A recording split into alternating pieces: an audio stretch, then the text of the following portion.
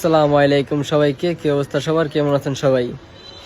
তো আজকে আছি আমি আমাদের বাসার ছাদে। কবুতরটির আদর দিলাম। আমার বাসার কবুতর গুলারে ঠিক মতো আমি যত্ন নিতে পারি না। এই যে একটা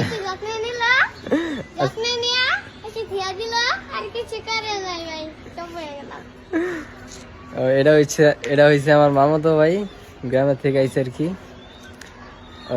ওরলি আর কি গেছিলাম আদার আনতে, আদারও শেষ হয়ে গেছিল। অনেকদিন ধরে কবুতরটি যত্ন নিতে পারতাছি না। ওই কবুতর আদার দেয়, মায় কবুতর আদার দেয়, ওই আটকায় উটকায়, কিন্তু ছাদই তো আহি না অনেকদিন ধরে।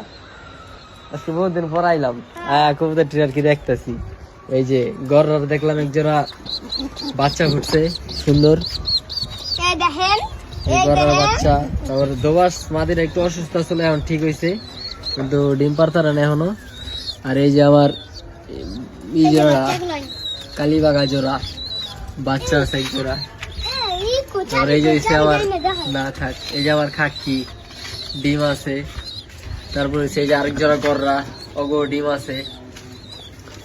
এই যে অবস্থা। আর এই যে খাকির একটা বাচ্চা সিঙ্গেল। আর এমনিতে কবুতর অনেক কমায় লাইছি, কবুতর নাইগা বেচা লাইছি। এদিকে দুইটা দাপড়ি আছে, এই দাপড়িতে কটা কবুতর আছে, ওইটার মধ্যে অল্প কটা আছে।